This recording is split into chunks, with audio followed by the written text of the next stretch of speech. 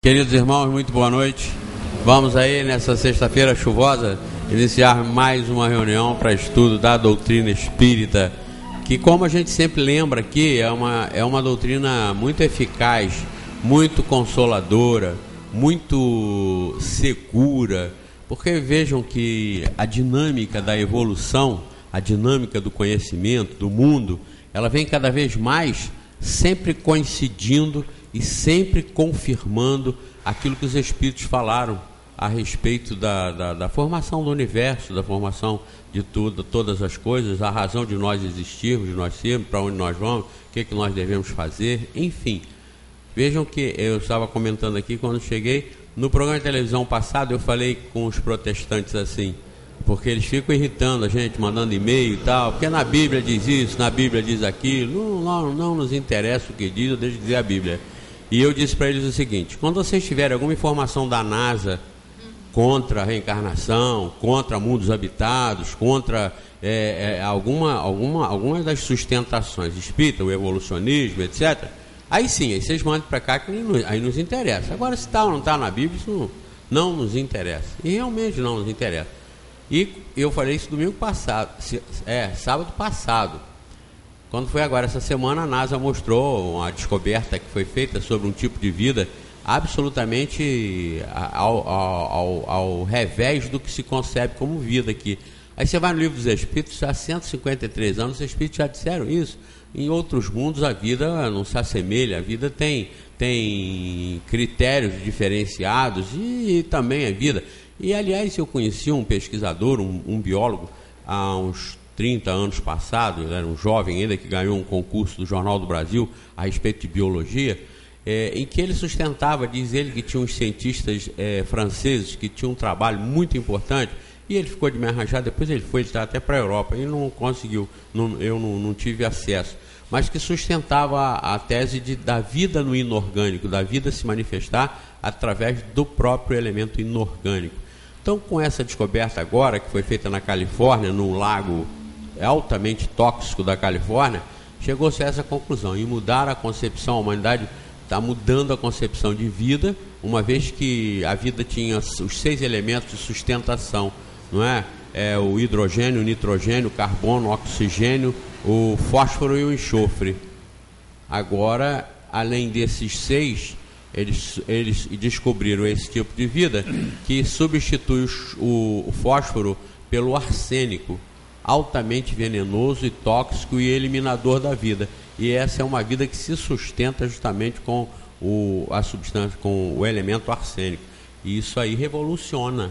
Isso tem proporções, como eles anunciaram ontem, proporções gigantescas em termos de conhecimento científico e de probabilidade de vida em outras formas, em outros planetas, que já vão ser estudados diferentemente.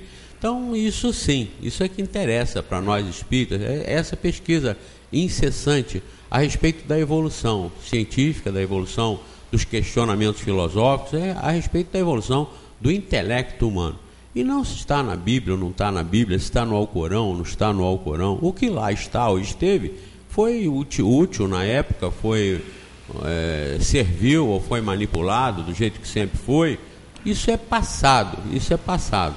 Nossa realidade é presente e futura e está bem alicerçada na doutrina espírita. Por isso vale a pena conhecer o Espiritismo, vale a pena estudar e se inteirar dos conhecimentos que nos trazem a doutrina espírita, vale a pena para nós realmente estarmos aí seguros do que nós estamos fazendo e desses conhecimentos que estão enriquecendo a nossa existência na Terra. Vamos fazer a nossa prece para darmos início à palestra da noite. Querido Jesus, mais uma vez agradecemos por podermos estar aqui e neste ambiente fraterno, neste ambiente de amigos, nós podemos desenvolver os estudos que serão apresentados e que consequentemente trarão para cada um de nós informações diferenciadas, reflexões que às vezes nunca tínhamos tido e com certeza fazendo um aprendizado da noite eficaz, salutar e muito alegre para todos nós. Deus nos abençoe e que nós possamos, então, dar início à reunião de hoje. Que assim seja. Bem, hoje com vocês, primeiramente, o Washington Rodrigues. Boa noite a todos. mais uma vez aqui nos encontramos para utilizarmos de um atributo importantíssimo e indispensável do Espírito. E nesse ambiente aqui, nessa troca de entendimento, de compreensão em torno da doutrina espírita, nós podemos cada vez mais adquirir não só conhecimento, não só experiência de como estamos realizando, estamos fazendo no nosso dia a dia, mas de como podemos ver, entender o quanto ainda falta a cada um de nós a caminhar e a compreender muito mais coisas ainda. Como vimos, evolução é uma lei da vida. Tudo evolui, tudo. Tudo que pensarmos, que entendemos, que vemos, que sentimos, está em evolução. Assim como todos, a maioria das pessoas aqui sabem, entendem que houve uma evolução no transporte. Antigamente, o transporte era através de nossas pernas, depois através ao lombo de animais, depois criaram-se máquinas gigantescas e começou. Assim como o trem que ia pelo seu trilho, levando pessoas, levando carga. Hoje vemos trens numa velocidade de 200 km por hora.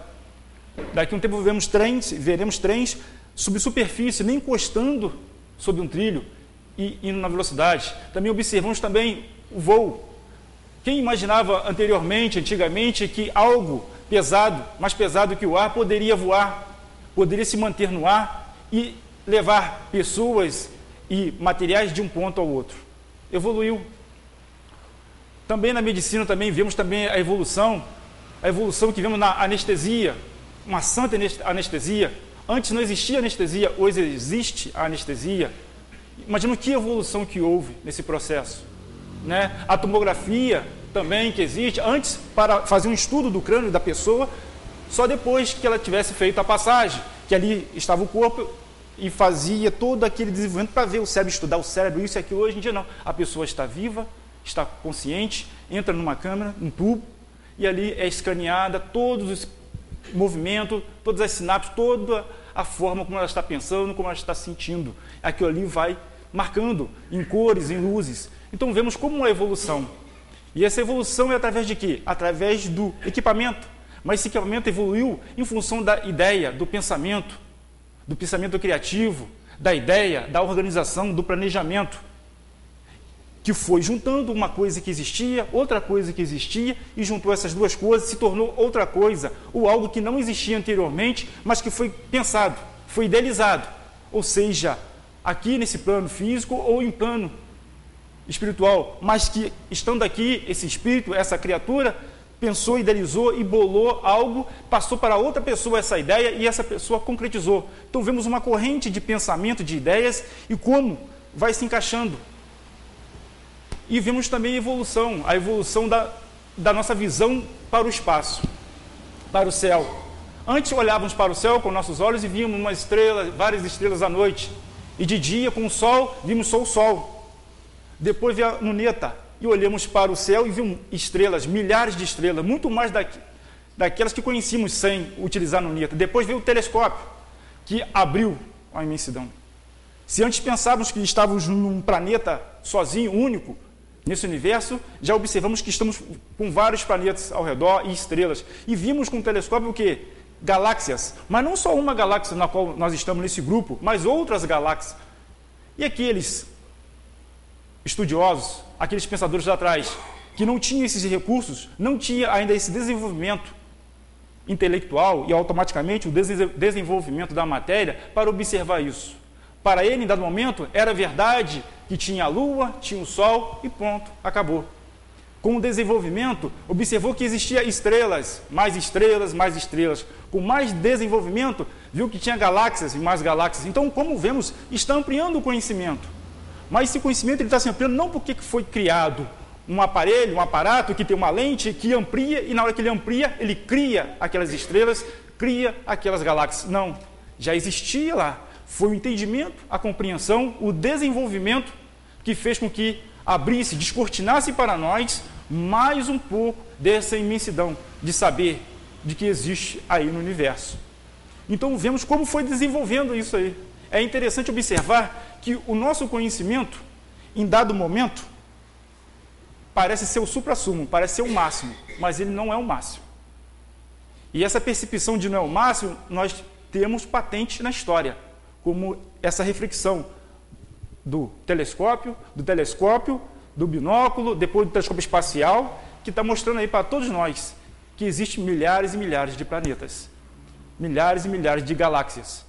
Quando ontem pensávamos que só existia esse aqui. Então vemos como a inteligência, o pensamento e a criação desse pensamento, criando aparatos, aparelhos, para que nós, espíritos encarnados, pudéssemos observar e ampliar a nossa visão do mundo e ampliar a nossa inteligência diante das coisas. E observarmos que, por mais que possamos entender tudo, sempre vai ter mais e mais para aprender, mais e mais para desenvolver. Porque à medida que caminhamos para o progresso, à medida que descortinamos o universo das coisas, seja no universo, no macro-universo, mas também no micro-universo, como o Zé Manuel começou aqui sobre essa descoberta, né, belíssima que houve aí. Então, como se vai ampliando e vamos percebendo o quanto temos que aprender, o quanto temos que saber. E aí passamos a entender que nosso tema de hoje é missão do homem inteligente na Terra.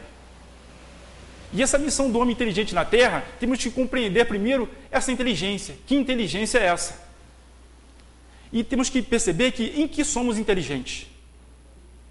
Não é que inteligência nós temos, mas em que somos inteligentes. Pois se somos espíritos em um processo de evolução, em que somos inteligentes em dado momento e em que futuramente teremos ampliado essa inteligência e ainda se marcando outras inteligências. Se hoje temos a inteligência de locomover, de locomoção, hoje caminhamos ereto. Se temos a inteligência de, através de induções matemáticas, resolver problemas, resoluções complexas. Se através da inteligência escrevemos cartas, ouvimos, lemos, falamos com as pessoas, procuramos concatenar frases, organizar a sintaxe dessas frases para que a outra pessoa possa compreender e entender. Isso é inteligência sendo aplicada. E essa ação, esse comportamento, ele é altamente produtivo à medida que ele vai se exercitando, vai se usando ele. À medida que vai se usando esse conhecimento, mais conhecimento vai se ganhando. E à medida que as pessoas vão trocando o conhecimento, mais ele se amplia. E essa ampliação, nós temos que perceber que a nossa emoção afeta esse entendimento, afeta essa inteligência, afeta no ponto de vista físico e no ponto de vista mental.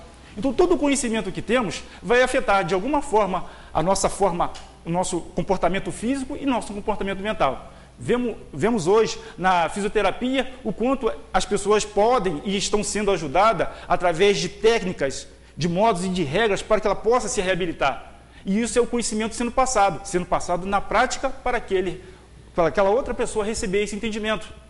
Vemos também no plano mental, as informações que as pessoas vão recebendo, além do aspecto psicobiofísico do seu sistema nervoso, a questão da informação do que somos, o que viemos aqui, para onde vamos, o que podemos fazer para melhorar essa nossa passagem, transformar essa nossa passagem. E através da inteligência, tem um papel importantíssimo nisso, para que possamos, através de uma fé raciocinada, analisar, pesquisar, porque a inteligência, o que é? É uma faculdade, do qual a gente estuda, da qual a gente observa, da qual nós desenvolvemos capacidades e habilidades, ações, para melhor nos conduzirmos, melhor nos posicionarmos diante da vida, diante do mundo, diante do trabalho que temos ou do trabalho que desejamos.